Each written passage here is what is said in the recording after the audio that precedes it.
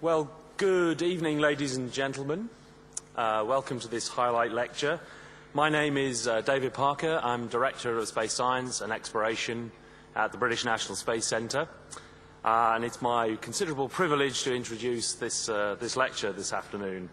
I want to draw your attention first to the slide which just disappeared, which is to tell you about the late-breaking news event tomorrow morning, first thing, which is well linked to this evening's lecture. That's about the latest findings from the Phoenix Mars lander that has been on Mars for the past 90 days and producing some stunning results. So that's something to look forward to tomorrow morning. So to the highlight lecture. Today has been Exploration Day, and so it's an exploration subject. I need to introduce the speaker. Well, perhaps not for those of you in the space business. Scott Hubbard is quite a name. Some people know him as a professor in the Department of Aeronautics and Astronautics in Stanford University, which is where he is today, these days. But he has been director of the NASA Ames Research Center. He was the first so-called Mars Czar, the leader of the NASA's Mars program, helped put that together a few years ago. He's played important roles in, for example, the Columbia Accident Investigation Board a few years ago, a very important contribution to getting the space shuttle up and operational again. He's credited for having created the Mars Pathfinder program back in the 1990s, which was really the start of getting activities going on the surface of Mars again. So all of those things are considerable achievements, but the extra achievement this evening is to come and talk to you about the future of space exploration. So therefore, I'm really delighted to introduce Scott Hubbard as your evening speaker. Scott. Thank you. Thank you very much. I'm delighted to be here this evening. I know that many of you have plans to go and visit the distillery starting at 7 o'clock. So I promise not to get trampled in the rush. I will be done at least 5 minutes ahead of time. I wouldn't want to be the last person between you and some of the fine Scotch consumables we have here. Now, in thinking about this lecture, I came up with a twist on the theme of this conference. So rather than going from imagination to reality, tonight we're going to go from reality to imagination. For better or for ill, the organizers have given me license, I have a license in the back, to think about the next 50 years of space exploration. So we're going to start in the near term, and then we're going to go further and further afield. So if we can bring up the presentation on the screen here, we will begin.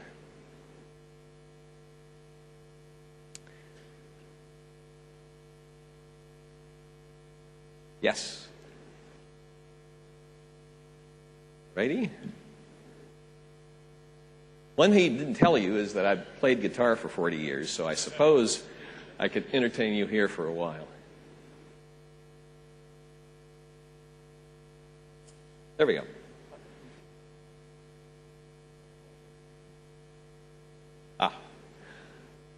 So why do we explore space? Why do we use space? What's it good for? Why do we create an entire enterprise around space exploration? Well, for me, beginning when I was 9 or 10 years old, the age of some of you in this auditorium, I began to think about, is there life elsewhere in the universe?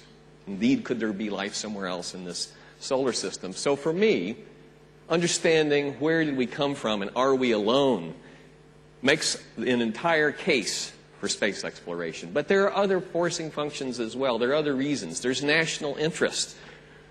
Many countries, of course, as you heard during the progress of this conference, have placed the prestige of their country in parallel with space exploration. Then there's new technology. There's new business enterprise. Studies of NASA's investment in the U.S. say that $7 or $8 come back to the national economy for every dollar that's been invested in space exploration. One of the things that's clearly a theme of this conference is international cooperation for peaceful purposes. The International Space Station being the foremost example of that. And I'll come back to that later in the talk. Others, I have a good friend still at NASA Ames named Dave Morrison, who is also known as Dr. Doom.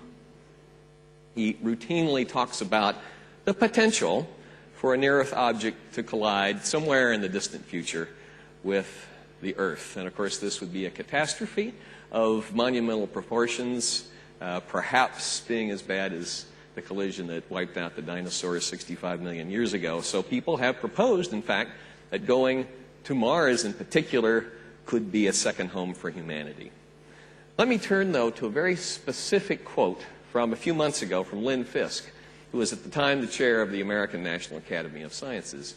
And this long quote is reproduced here, but I will go to the bottom sentence where he says, re-emphasizing the programs that are of demonstrable immediate importance to the taxpayers, Earth science to provide the scientific basis for understanding global climate change, and aeronautics. Neither of these, of course, are directly connected with scientific exploration or human exploration in particular, but it does point out that there are certain themes that I believe will drive space exploration for the next few years, for the next decade, for the next several decades. Back in February, I held a quiet little workshop which attracted far more media attention than we ever planned, and we were attempting to understand what are the elements of future space exploration, particularly human exploration, which tends to be far more expensive than robotic exploration. And we concluded, amongst about 50 space experts, that human space exploration is undertaken to serve national and international interests, and it provides opportunities for science, but science is not the primary motivation. This was a surprise to some people, even to some of the 8 former astronauts in our group who said, gee, you mean science isn't the only reason we do this? No, in fact, as President Clinton was congratulating one of the first visitors to the International Space Station as they were constructing it, said, the astronaut said, well, we've done something for science. And the president said, no, you've done something for foreign policy. It's this subtext that will continue to run through the future of space exploration. But it is time to go beyond low Earth orbit. As one of our co-organizers, Kathy Thornton, said, the first time around the Earth is interesting. The 100th time around the Earth, it ceases to be exploration. And we concluded that we wanted to have stepping stones, but keeping our eye on Mars as the ultimate target. And that to do this will require international collaboration on a scale never before seen. Certainly at least as much and much more than the International Space Station. And finally, what may seem a trivial point to some, but to everybody who is involved with this business knows, if you can't provide the funding, things simply will not happen. And I'll come back to the historical retrospective a little bit on NASA in particular. But NASA and the other space agencies must receive the resources to carry out this incredible future of space exploration. Is a quote from Tom Wolfe's The Right Stuff, attributed to one of the early astronauts, no bucks, no Buck Rogers. So my theme tonight is that there are 3 elements for the future of exploration that will drive what goes on. Relevance, particularly relevance to the people paying the bills. Return, including return on investment, both in international and government interests as well as private enterprise. And then third, relationships, new programs that will depend on the relationships of individuals, of organizations, and of governments. And I want to go through a couple of these and demonstrate what I mean. Let's begin where Lynn Fisk was quoted, which is relevance to the taxpayer. What is it that the average individual in the street is going to care about deeply over the coming decade or so? I think that's climate change. So in California, we have a very complex situation. Our theme is think globally, forecast regionally, act locally. And within California, we have something like 16 different climatological regions, many different air quality regions, many different water regions, many different biological regions, and a coastline that's thousands of miles long. Where people live is where global climate change will really come home. So if you tell the average citizen, as we discussed last night, the average world temperature is going to go up by 2 degrees or 4 degrees, they will say, well, so what? I'll just take my coat off. But that doesn't tell you the true story. The true story is global climate change that results in warming of a few degrees will in the end create chaotic situations where dry regions will become drier, wet regions will become wetter. And so what I'm saying here is, in the future, we need to be able to say what's happening at a regional scale. How will we do that? We need to collect and fuse data at that scale, whether it's looking at snow cover in the Sierras. You know, most of Northern California, where I'm from, gets its water from the Sierra snowcap. It doesn't get it from rainfall. We don't have the reservoirs to catch all the rain. We depend on that runoff. We need to look at the density of vegetation. We need to track wildfires. We need to do all of this, and I borrowed a phrase from the reconstruction of the Mars program, which was follow the water. Water is a key in understanding global and regional climate change. But we need to fill in the gaps with new platforms of information. And here is where I think an opportunity for the international aerospace community can make a difference. And that is providing the right balance between in situ measurements, measurements on the ground, measurements of snowpack, airborne measurements, including so-called uninhabited aerial vehicles, the drones that are capable of loitering at 60,000 feet for hours on end, and spaceborne satellites. I'm just kicking off a study at Stanford where we're going to look at what's the optimum mix of these. I invite the rest of the community here to see if they're not interested in this as well, because I think to make the right measurements at the right scales over the right time region to impact the local policymakers will require regional scale climate measurements. Let me give you one example in California. Our governor, so affectionately known as the Governator, said to the populace, okay, we need to rebuild our infrastructure. We got a $40 billion bond issue passed. To do that, so in the Sacramento Delta, in the area just north of San Francisco, there are levees, not unlike New Orleans. Some of these levees are 70 years old. Some of them are 100 years old. And you can run models that will show with the right rainfall, heavier than average rainfall, with a storm surge off the Golden Gate, you could overwhelm these levees and have a Katrina-type event.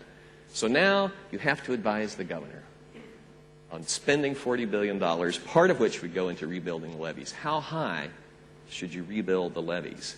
This policy decision must be grounded in science, and that science can only come if we make measurements and carry them out at the regional scale. So relevance is where part of aerospace will be headed.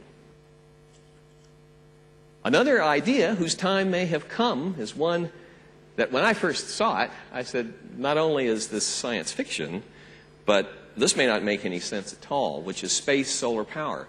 Nevertheless, a group of young colonels and lieutenant colonels, young people at the Air Force Academy, and a self-assembled group over the internet produced about a 50-page document where they evaluated whether or not the payoff, 24/7 power, environmentally clean, from space solar power, could in fact be an idea whose time has come. I know that there are people who are working on this. There are some sessions that have touched on this. This could be another example of space relevance to the taxpayer, because the search for alternative energy is going to continue, and it's going to be profound, and it's going to drive many decisions that are economically extremely important. So I said we would talk about the budget. This is the famous Washington Monument, as some people call it, the spike that fueled the Apollo era. People say, why aren't we doing Apollo today? By golly, you know, it's been 40 years, we know so much more. Yes, well, we know more, but within the United States, it was up to 4% of the federal budget that was spent. And that spike right there is what fueled Apollo. You know, you have only 3 parameters when you're doing a program. You've got requirements, get to the moon before the end of the decade. You've got schedule before the end of the decade. And you got budget. So the only free parameter was budget. That's what it took to do Apollo. And as you see, the budget for NASA, at least, declined to where it is today, less than 1%, 0.6, 0.7, 0.5%. So future exploration is going to require a base of investment that will complement what our flat budgets generally worldwide from governmental spending. Let me show you this one chart, indebted to my friend Elliot Pullum at the Space Foundation for this data. In 1958, if you'd looked at this, what you've seen is 100% pie chart government spending. Today, government budgets are smaller than the total expenditure in commercial satellite services. So there's a great deal that's going on in the commercial sector that those of us who have grown up through the governmental sector need to understand, take advantage of, and leverage. So when you're running out of money, what do you need to do? Well, you need to go find friends. This is one of my friends. That's me on the left about 40 pounds ago. You see what happens when you leave government service. But some of you have to look forward to. So in 2005, I signed a deal with Google to bring money and investment from the private sector into the NASA sector. This has continued under my successor, Pete Warden, to where today there is a very robust collaboration to where Google's going to build a whole new site at what's called the NASA Ames Research Park. Now, in addition to pointing out finding new partners, I mean, this is one of my theories, right, which is called OPM. It's not the Office of Personnel Management. It's called Other People's Money. Right? So if you're running out of money, you go find friends. Google happens to have a lot of it at the moment. The other thing I wanted to say is that private enterprise can make something succeed that didn't work before. So many of you in the audience remember Landsat in the U.S. Many of you know about Spot, which was European, a French company, where if you wanted to know what's going on in a particular sector, you would write down where you wanted to know, or maybe you would phone them up and you'd send them, $20 or 20 euros, 20 pounds. And in a few weeks would come back a nice 8x10 color glossy print of what you wanted to look at. Guess what? That business model never succeeded because you didn't have a transaction time period that made it worth the while of the people who were doing this, except for very long-term planning. So what Google has done is to make that available online. How many of you have ever used Google Earth? Yes, almost 100%. So they've taken what was a model sponsored by governments that did not work, combined it with the internet in today's fast-moving electronic economy, and made it a business success. And how do they pay for that? Through advertising. Now, to those of us who grow up through the process of NASA funding makes things happen, sometimes looking at things like commercial sector and advertising seems a bit odd, maybe even a little distasteful, but it is part of what I think is the coming future, the sort of return on investment. Let's look at another return on investment thing, which is return on investment to private entrepreneurs. You've heard from a lot of them this week. Elon Musk. Congratulations, Elon. First successful launch, fourth try. That's not unusual with a new launch vehicle. If he can sell it for the $8 million he's talking about, what a bonanza for those people who have a small payload and want to go and do something but do it less expensively than governments charge, or that large aerospace firms must charge for an Atlas V. Bob Bigelow, he's got 2 inflatable habitats up there. Virgin has got deposits from, I'm told now, 200 people. Got small companies like Space Dev that Mark Sarangelo and his team just put together in less than 6 months for the American agency DARPA, a whole spacecraft. We've got, of course, Burt Rutan and winning the X Prize funded by Paul Allen, and we know now that Spaceship Two is on the way and that there is very robust competition in the suborbital arena. Spaceship Two, the X-Core Lynx folks, EADS Astrium. There is a business case that is emerging, a business ecosystem coming in the future that's return on investment, relevance to taxpayers, relevance to the public, return on investment, return to the public. These kinds of things are going to fuel a future business ecosystem. And what's it going to be? Will it just be dollars per seat? I don't think so. Consider Major League Baseball. Consider Major League Football, both the American kind as well as the European kind. Do the people that own those teams make their money just by selling a $20 seat? No. The big money comes in because of tie-in to advertising, tie-in to television rights, tie-in to various, $10 beer that they sell at the stadium and so forth. So I think not only will we see suborbital tourism, but we're going to see a business ecosystem growing up around that will dwarf what's being imagined today. But now, what is the Sutter's Gold? Let me explain that American idiom. Up to 1848, California, particularly Northern California, was a pretty desolate place. I mean, there were a few people there. The Spanish had been there since the 16th century. There was some farms and so forth. But then, at Sutter's Mill in Northern California in 1849, gold was discovered. And that set off a rush of young people from all over the world to that particular spot to mine that precious mineral. Sutter's Gold was what created a whole new business in California, in the world, and made a large part of the United States what it is today. So my question that I put to myself in preparing this talk, what's the Sutter's Gold for space exploration?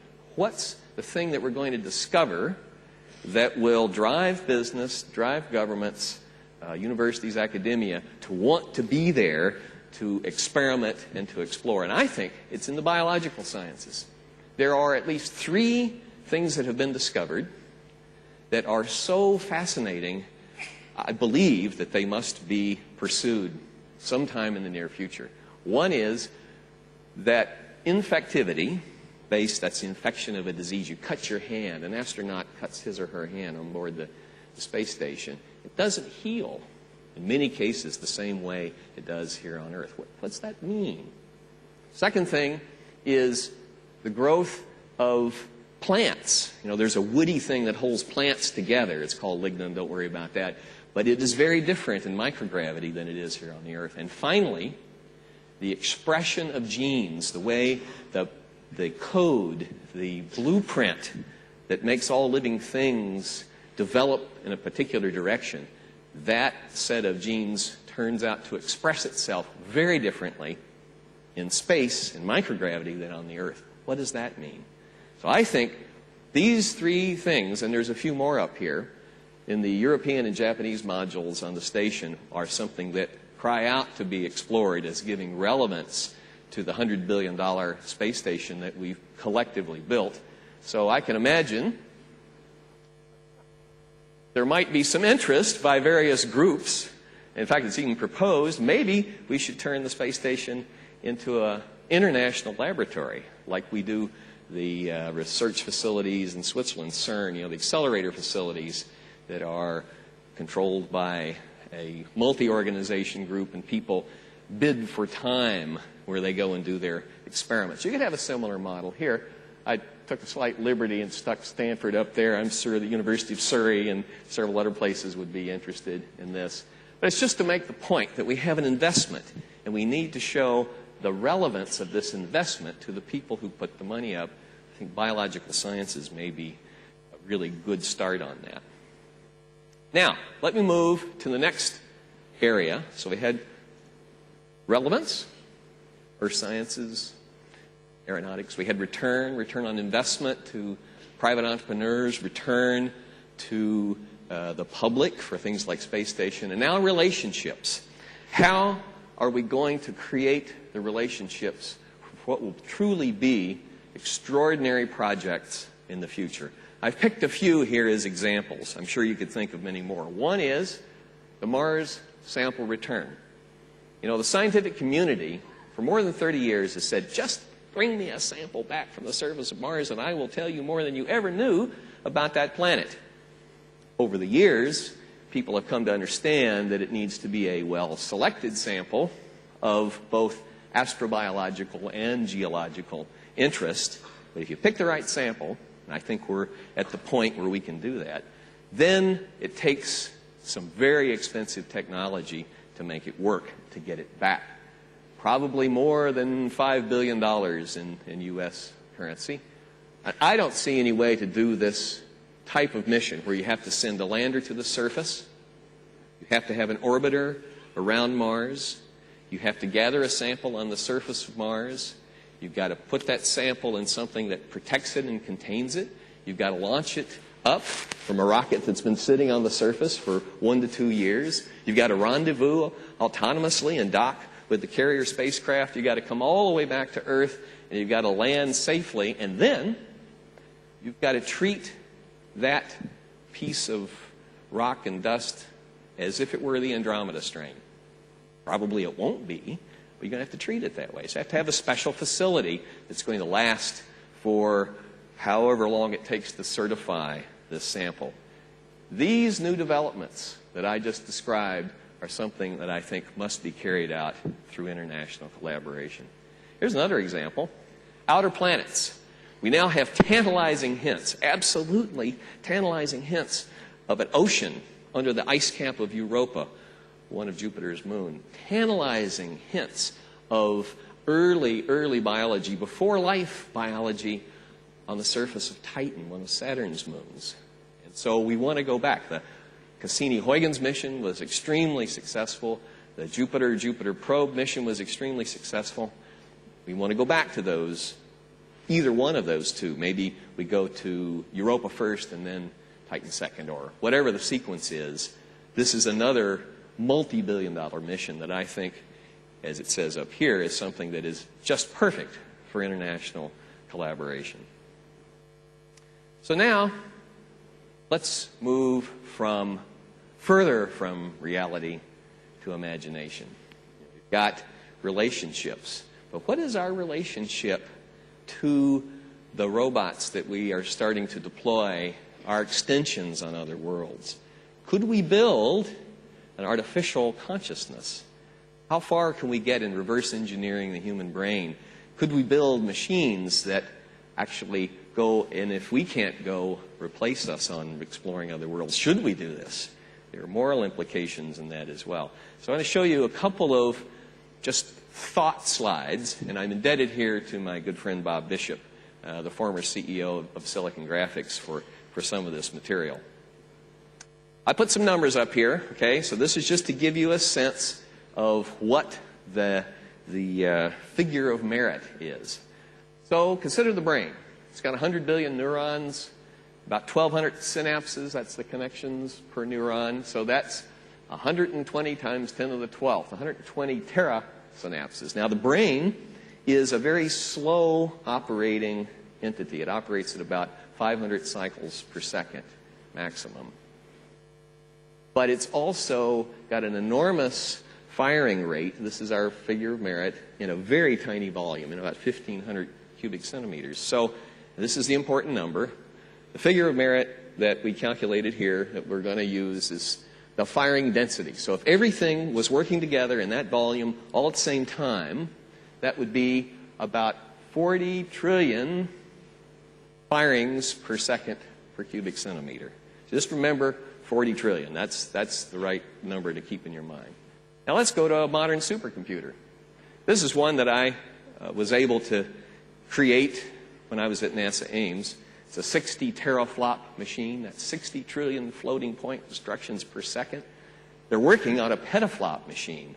This is 10 to the 15th, 10 with 15 zeros after it, of floating point instructions per second. But this number here then is what is on the floor today. So that's 4.2 trillion transistors.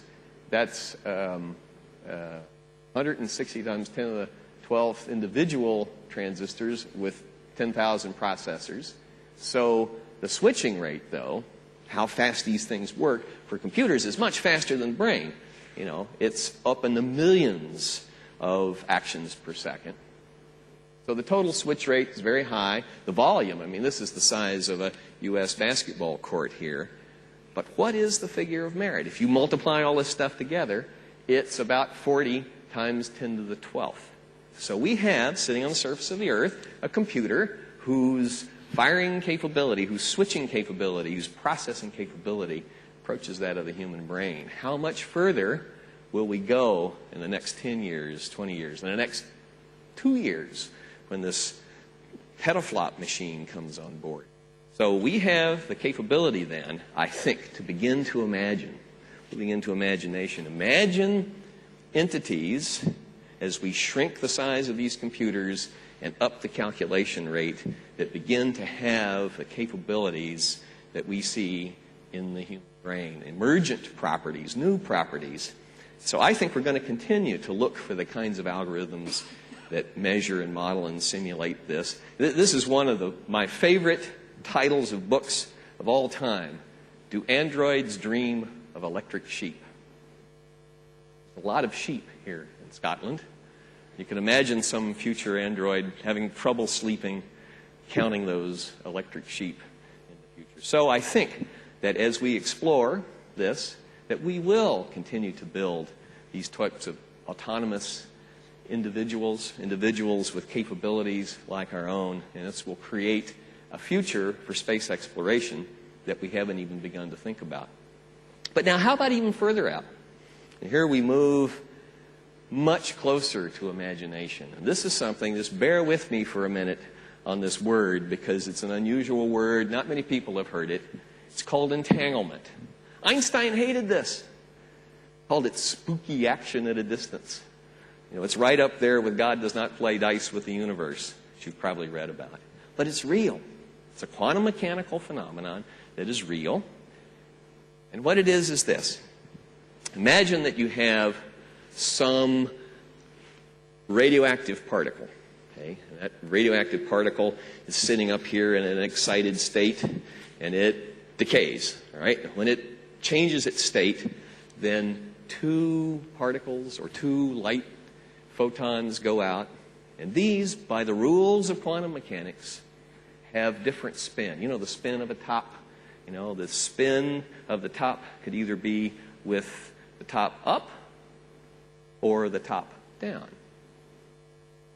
And so what happens is that these two particles go out, and one of them has to be with its spin up, the other has to be with its spin down.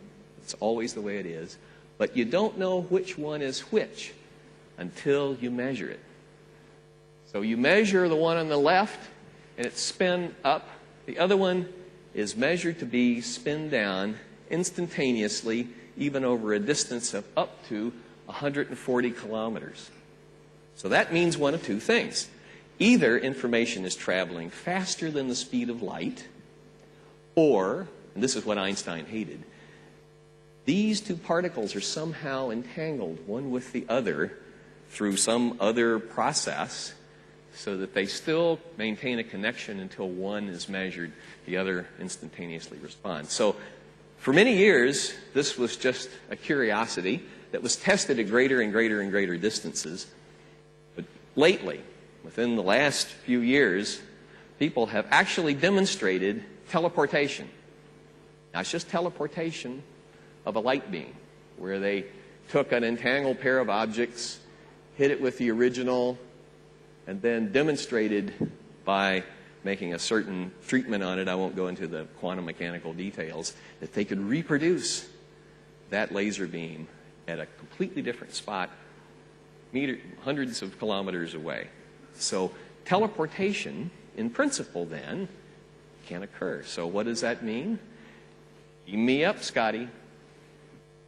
It could lead, in the far distant future then, to the possibility of using this quantum mechanical effect to where we can actually teleport not only light beams, but objects at great distances. The computing power of this would be extraordinary. There are complications that are beyond today's physics and engineering, but at least in principle, it is possible.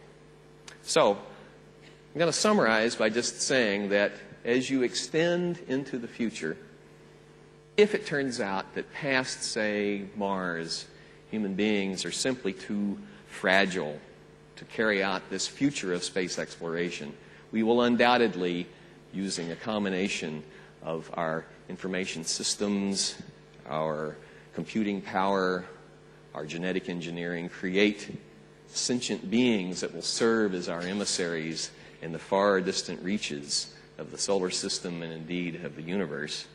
However, it's going to be still a partnership.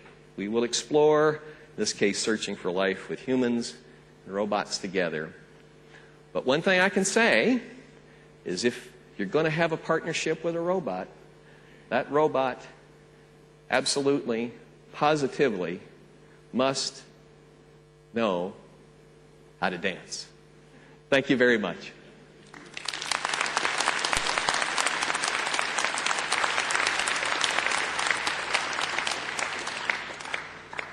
So we've got plenty of time for questions, and you'll still get out to the distillery tour. So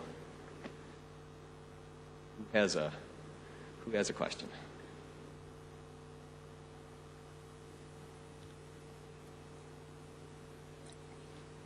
There's one right there, I think.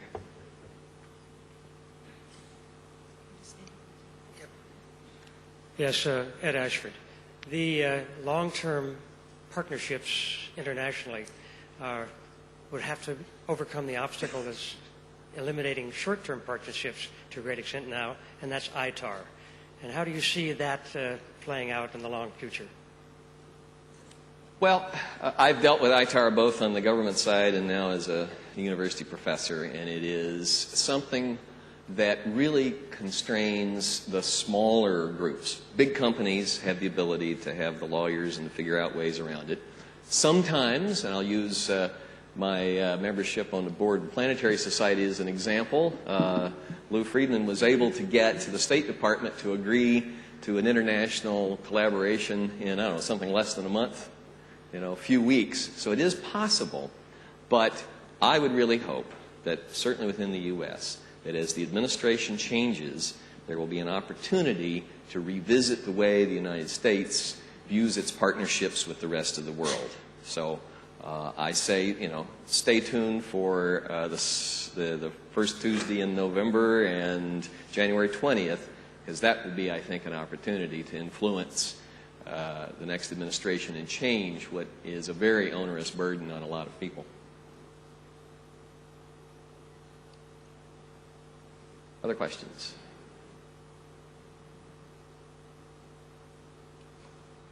That's one over here.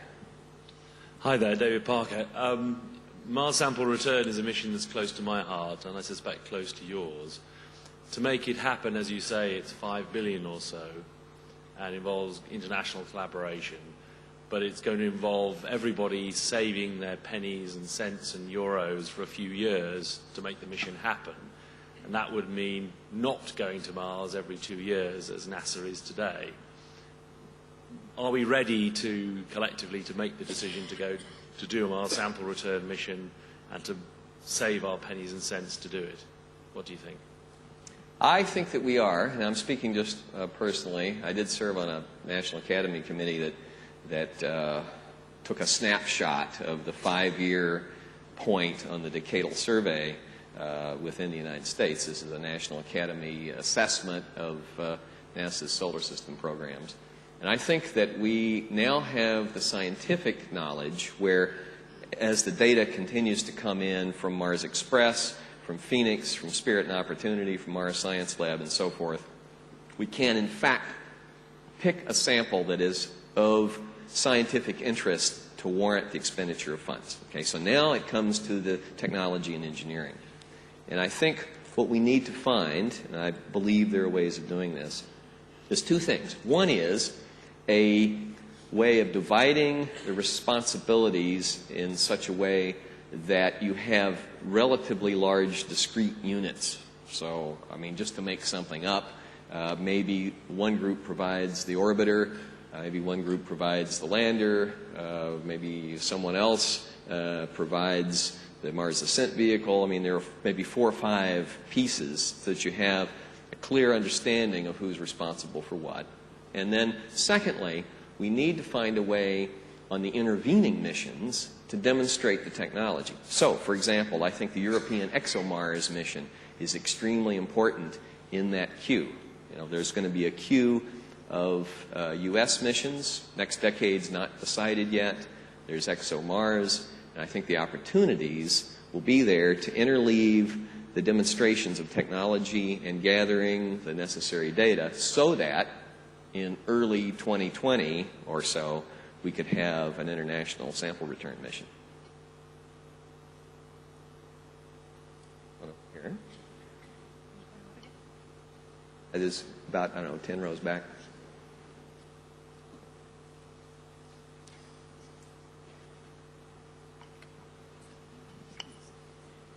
Okay, NASA is a non-profit organization, but you introduce some business model to get over the financial problem. So my question is there any negative opinion for your some commercial aspect? So the question is, what's the commercial aspect of on the international stage? So my question is there any negative opinion? Negative opinion about the NASA's commercial aspect? I don't know of any negative opinions about, I mean, let's separate the commercial space exploration into a couple of different categories. First category are things like I showed on the big money pie chart there, many billions of dollars, $180 billion or something. Big chunk of that was in things like direct transmission television and communication satellites and the sort of thing that's become an infrastructure that we just can't do without anymore. So I think that will continue, and there's no negative opinion about that. It's just a question of how do you replace the satellites and so forth. When it comes to things like the personal space travel, the suborbital tourism, and that sort of thing, from talking to Will Whitehorn yesterday evening, it appears that there is, in fact, a very positive interest. Swedish Space Agency is talking about putting a facility there to accommodate Spaceship Two. There's one in the U.S. There are other ones. If you listen to Martin Sweetings talk about his entrepreneurial efforts in small spacecraft, he's got many nations involved, including developing countries. So at this point, I don't see any negative aspects. It is true that there are both regulatory and legal barriers or questions to be resolved, and I would see that playing out over the next couple of years. Yes, back here. Giving your sense that exploration of Mars is, of course,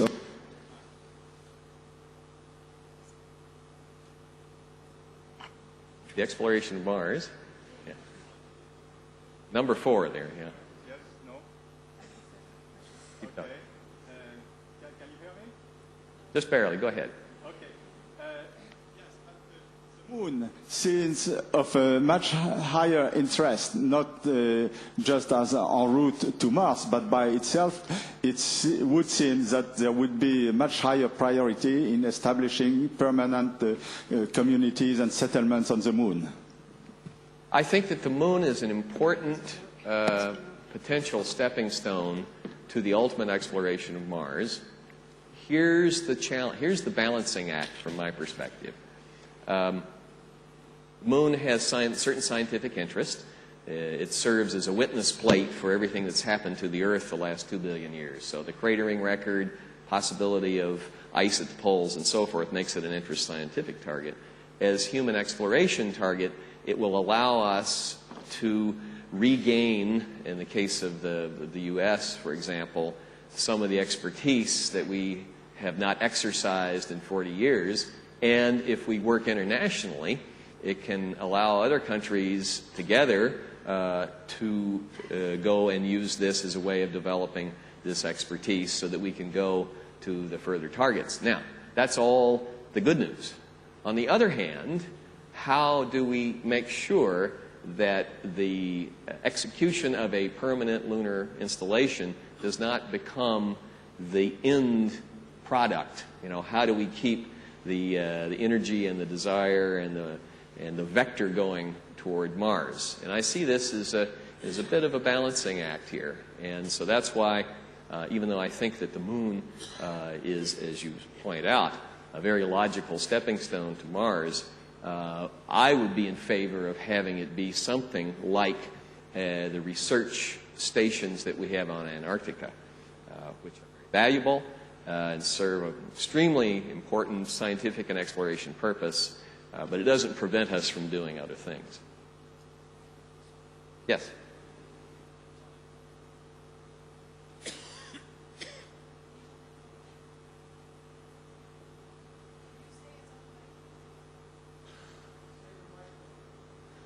It's the handheld. Number one. Number one. There we go. Perfect. Charlie Groom, University College London. On the face of it, it's easy to understand why it wouldn't be that attractive for, or seemingly easy to understand why business wouldn't be have an obvious rationale to invest in, say, NASA's trip to the Moon or Mars. But do you think there's scope for, say, commoditizing the intellectual property that from all the technology that can be produced from these missions? You said you gave that interesting statistic. Was it $7 for every $1 invested into NASA trickles back to the economy? And additionally to that, in terms of investors, I was wondering to what extent sovereign wealth funds had been exploited for investment into space. I mean, there's sort of $800 billion sitting in Abu Dhabi that doesn't seem to be doing much at the moment. So. Well, one thing I didn't mention, just in the interest of time, was the Google Lunar X Prize. And I think this is an example where you've got now multiple teams competing worldwide for a prize of $20+ million. And as I have talked to the people who are leading these competing teams, one of the things that they say is that they do expect, in fact, to monetize the intellectual property because they expect to come up with new technologies. If you heard the presentation about what has been coming out of Spaceship One and now Spaceship Two, there are unique carbon fiber, carbon composite technologies that in fact have ITAR considerations that looks like it's going to be some very, very good IP out of what began as the Ansari X Prize. So I would say let's look in that venue. Prizes seem to stimulate, if they're big enough and they're well characterized, international collaboration and competition that will lead to IP of the future. My vision of this, my idea is that NASA ought to get out of the low Earth orbit business. We ought to be buying tickets to get to space station where the governmental space agencies belong is in that pointy end of the spear, way out beyond low Earth orbit, Mars and the Moon for humans at least, and then robots for further out, and gradually see if we can't stimulate commercial interest in the low Earth orbit sphere. And I think that the Lunar X Prize is turning out to be one of the stimulants for that way of thinking about things. And at least one of those competing teams, I understand, has gotten some of this sovereign investment that you're talking about. Yes, Tony. I'm Tony Gross from NASA Ames. In terms of space exploration, let's take Follow the Water. What do you think of the possibility that in the future that intelligent and machine systems would be able to follow the water on Mars to where a human would not be necessary to answer that particular question? Very good question. In the workshop that I held back in February, we had a panel of information system, artificial intelligence, and field scientists address this. I presented that paper on Monday, and it's in your proceedings from the IAC here. And the essence of the debate, as Tony framed it, is this. On the one hand, there's at least one expert in artificial intelligence, Ed Feigenbaum, who's kind of known as the father of AI, who said the following: if you invest as much money in human exploration to Mars, in IT and AI, as you're proposing for Ares and Constellation and Orion and all these other things, then we can build you the autonomous capability to follow the water and find life and all that. We can push the technology that far. On the other side, we have field scientists who routinely go out and see what they can find about life here on Earth. And I'll give you one quick example. There was an experiment done by Steve Squires as he was training the Spirit and Opportunity teams. And they had a mechanical breakdown on one of the rovers. So they had about a couple hours in which they needed to do something. They had the whole science field team there. And so Steve said to his teammates, who were all trained field geologists and astrobiologists, he said, I tell you what, I'm going to say go, and I want you to go and find something in the immediate area that you think is interesting. Tell me what it is. Okay? Go.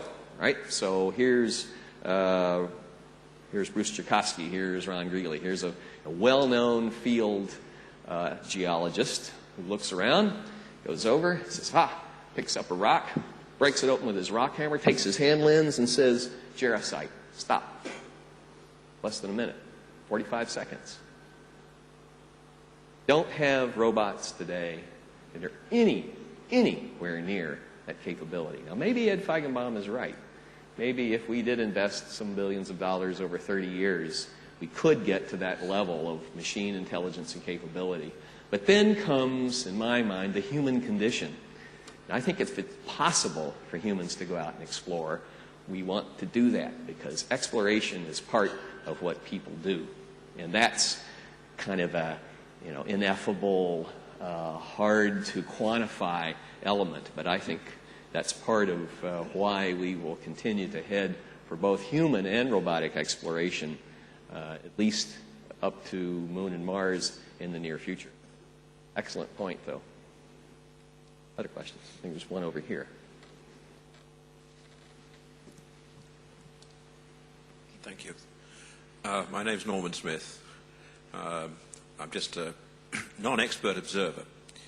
The world is currently undergoing a major economic dislocation, which will have probably extremely severe and reasonably long-term effects both on governments and on private business. Do you see this as a threat or an opportunity for space exploration? Well, I think that there is a character in one of the Asian languages where chaos and opportunity are roughly the same character. These things are cyclical. I mean, this particular downturn may be far more severe than we've seen in a long time. I remember in particular in 1987 when many people who were planning on retiring within a year or two suddenly were quite afraid, but the markets bounced back. So I think that the global economy is resilient and things will swing back.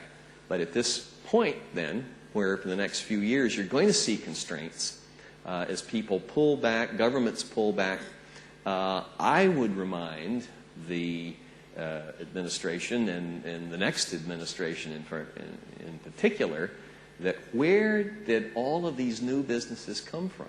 They came from investments in research and development that were done 10 or 15 or even 20 years ago. So I think at a time of uncertainty, you go back to the basics. And some of the basics, I believe, are investment in research and development, investment in educating the young people that are here today, and building that next generation. And I think as governments, to the point, I think, of your question, are perhaps a little uncertain on their long-term plans, we may see some of these other entrepreneurs, like Bob Bigelow, like Elon Musk, like Virgin Galactic and Richard Branson, and so forth, come in and offer perhaps a lower-cost opportunity that didn't exist before. So on the whole, although I can see a lot of turbulence, I'm optimistic that this is an opportunity, not a time for fear. Last question. Alexander Dukhtar, National Taras Shevchenko University of Kiev, Ukraine. What propulsion system do you think will be used in a mission to human exploration of Mars? And you are afraid using nuclear thermal propulsion? Thank you. Right. So the question is, let me phrase it this way. In a perfect world, what propulsion system will you use?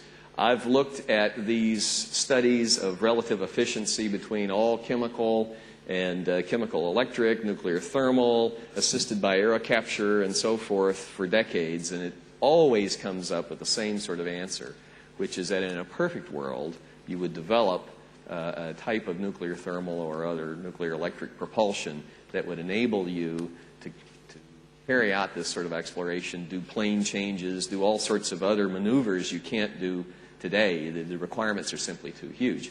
In practice, what happens is that these types of developments tend to come incrementally. And I would be an advocate to now say, okay, clearly to chemical propulsion, we at least need to add air capture. And then we need to use some of the electric propulsion that's been demonstrated by Deep Space One and by Smart One as a way of improving our ability to adjust orbits at least around the moon. And then I think we should invest long-term in something like nuclear thermal propulsion. I think we shouldn't be afraid of it. We should manage the risk, and we should make that our vision for the future, if you will. Well, as I promised you, get out in time for the distillery tour. Thank you all for coming this evening. I appreciate your attention very much.